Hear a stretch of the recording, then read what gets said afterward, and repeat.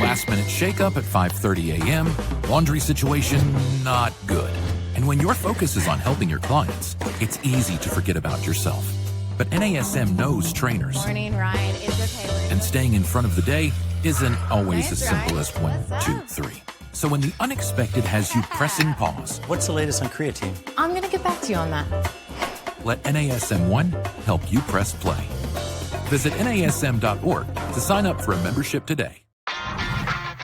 You're listening to the NASM CPT podcast with Rick Ritchie, winner of the Sharecare Emmy Award for Social Storytelling and the official podcast of the National Academy of Sports Medicine. Hey, y'all, and welcome to the NASM CPT podcast. My name is Rick Ritchie, and I want to talk today about dealing with stubborn clients. And I'm going to also tell you this. How do I come up with ideas for these podcasts? Because I train. I do about 20 sessions a week. First of all, that may not be true. And I think every one of you probably feel my pain on this. I schedule 20 people a week.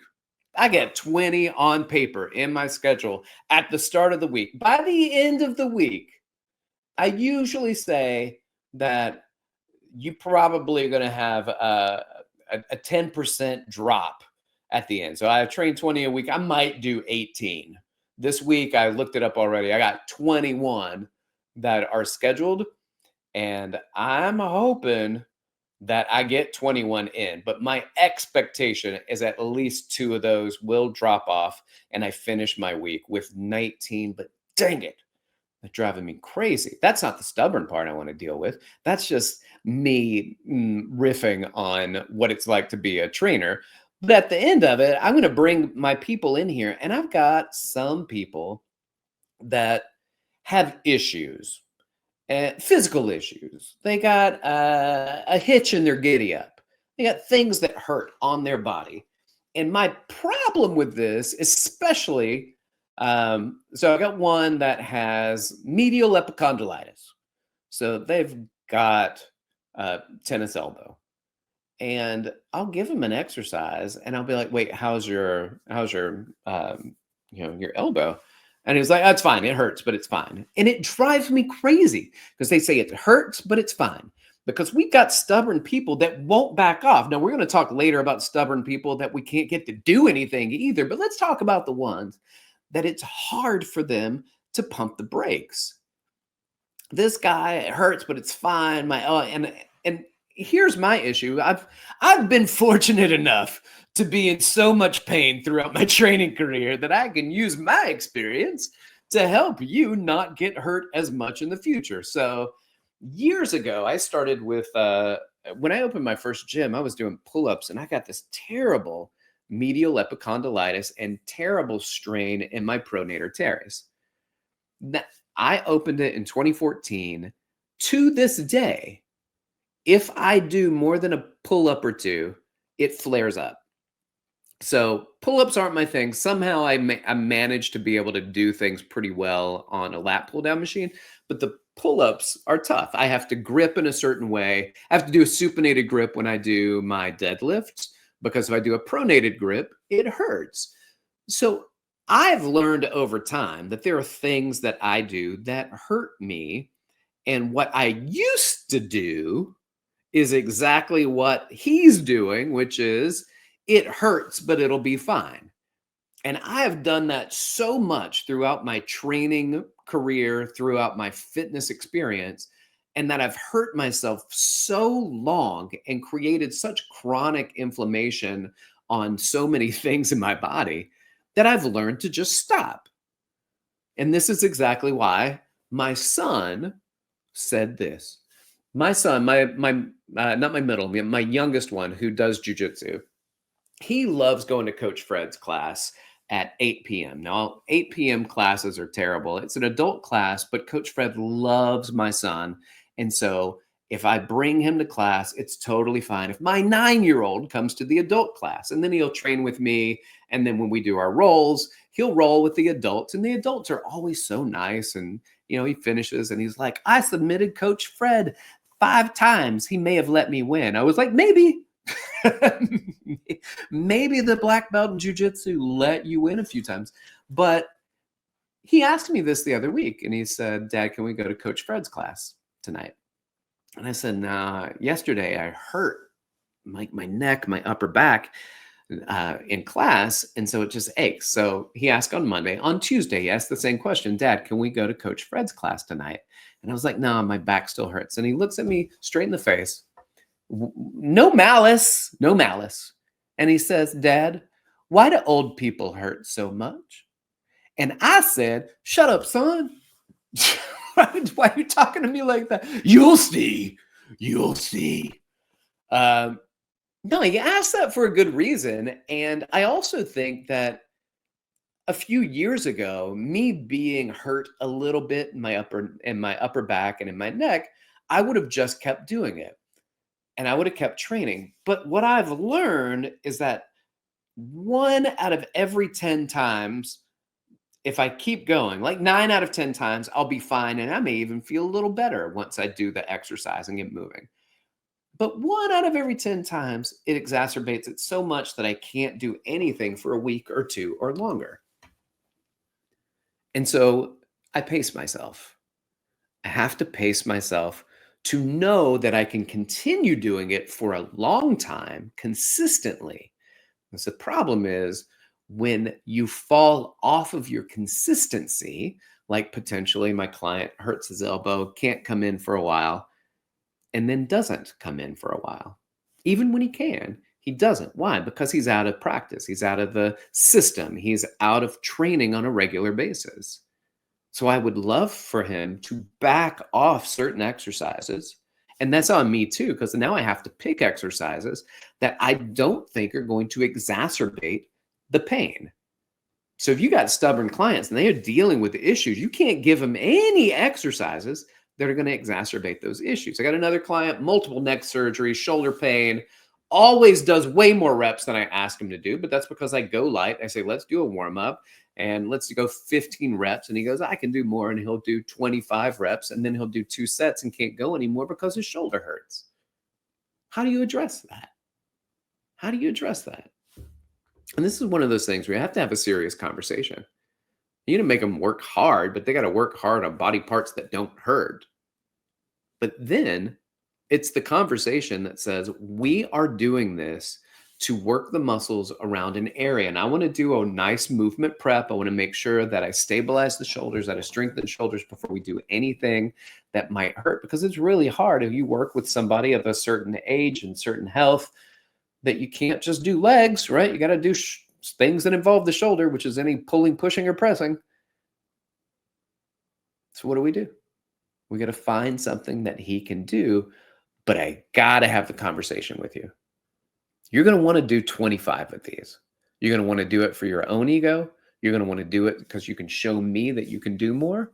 And then you won't be able to do anything for the rest of the workout. And you're going to pay me and I can sit back and do my massage therapy thing and work on your neck and work on your shoulders because you're in pain. My preference is you don't be in pain. My preference is that we work and we build up to it. And I need you to back off. I know you can. It's not that you can. It's can you ... without hurting yourself. And I'll ask, hey man, how's the shoulder feel? Oh, it's fine. It's fine. It hurts, but it's fine. Whoa, it hurts, but it's fine. Yeah, forget it. Let's just do some exercises anyway. And I have learned that I have to really back off of that. Have to do exercises, a lot more core work, a lot more stability work in the shoulders, a lot more mobility work in the shoulders. I didn't pay you for that. I came in, I want to work out. We're going to work out. I'm going to give you a lot of things that are really challenging to do, but that might be things like rear delt flies that are extremely challenging to do, that are going to help to support your rotator cuff and your posterior delts and help with some scapular retraction. I think these are things that you need when we start doing the rows and it hurts. We start doing presses and it hurts. You have to be on top of this, working with your clients. Give them a workout that's going to crush something else that they feel good about, and then go slow and be calm on the things that they need to do slowly and calmly. This episode of the NASM CPT podcast is brought to you by NASM One, the membership for trainers and coaches. Members enjoy unlimited access to hundreds of career resources, get the Edge app to schedule and program clients, enjoy half off all certifications and specializations, access to free CEUs and more. All of this for just $35 a month. Go to nasm.org/membership to learn more about NASM One. Now, we got a whole different version of stubborn people that exist as well. And I can't be mad at these as much because these are the people who've been burned before, who've been hurt before, and have fear of being hurt again.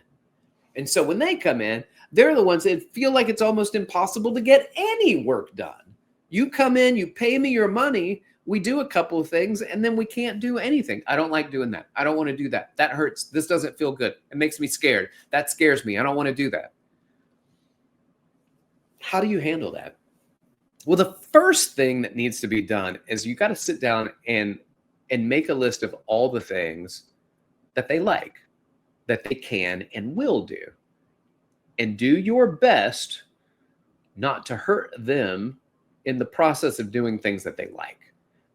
So this is going to be things like, here's how, make the work easy. You got to do the small things and see if we can get a burn out of it, but you don't need to use much weight. And a lot of times handing them weights scare them. Handing them bands are not as scary. Handing them light weights are not as scary, but anything that's a bar, even a dumbbell. So sometimes working with bands with people makes that a lot more comfortable because it's just not as intimidating. And it's not necessarily that the weights hurt. It is that the idea of the weight that hurt them before triggers a response that makes them fear being hurt again. So let's look at what it looks like when maybe using bands. And then go really all in on things like, well, let's do some hip work with the mini loop. And you take the mini loop and you put it around their knees with, their legs inside the mini loop or around their feet. And I like to go around the knees. And then you can do your clamshells, 90-90, clamshells, 180-90. You can do your squats with that, your bridges with that, floor bridges. You can do hip thrusters. You can do standing clamshells. You can do single leg abductions. And it burns like the dickens. I don't even know what the dickens is, but it burns. And so lots of high reps, light weight, feel the burn, but don't stress them to the point where they feel that they fear that they're going to get hurt or that the load is too heavy. Because it's not that they're afraid of working. A lot of people love the idea of that high repetition burn as long as they're not loaded with a lot of weight that triggers the fear. And what you do is you build from there. You did a great job with that band. You've been doing the band for several weeks or months now. Let's move up and let's grab a light dumbbell. We're going to do it just on one side, not on both sides, one side at a time, so you can really concentrate and that you can move well and be safe. And I'm going to watch you the whole time and I'm going to give you some cues. And if you don't mind, I'll even do a few tactile cues to make sure that you're comfortable while we do this weight. But we're going to keep the weight light. You let me know when you're ready to stop. I may try to push you a little bit, but don't let me push you too hard. And a lot of times when you approach people like that, they feel so comfortable. They might even say things like, oh, I'll let you know. Don't worry about that. And when you get to the point where they're doing something and you say, oh, I saw a little shake there, you feel like you can keep going, they're going to shut you up and say, yes, I can keep going. I can keep going. Why? Because they trust you so much that it didn't even concern them yet. But when you saw the movement get a little wobbly, you said something and they want to prove to you that they can do it. And trust me, many of them, given the option, if you tell them or you feel like you can keep going, they oftentimes will say, no, I maybe we should stop now. Take the break. But you're going to work with stubborn people who won't back off and going to end up hurting themselves. And you got to work with them. But you got to work around those parts, and you got to make sure that your exercise selection is very specific to minimize anything that is going to aggravate what they're going to be stubborn about. And even if it hurts, they're going to keep doing it. And they're going to do it till they can't show up and train with you anymore. Or you got the stubborn people that show up and they just don't want to work. And you got to find what it is that they like or will do. And a lot of times, if it's their idea, they're more committed to it. So I would get information from them. What do you want to do? What do you like to do? And used to, I would like, don't ever ask anybody, what do you want to do today? That means you didn't develop yourself as a trainer and create a plan. Sometimes you're going to have clients where you need to find out what they are even willing to do today. So I don't hold people to that accusation that I used to make anymore. Sometimes you just got to bring people in and find out what they can do, what they're capable of doing. And when they provide you with the information, they're going to have a hard time not doing it after they suggested it.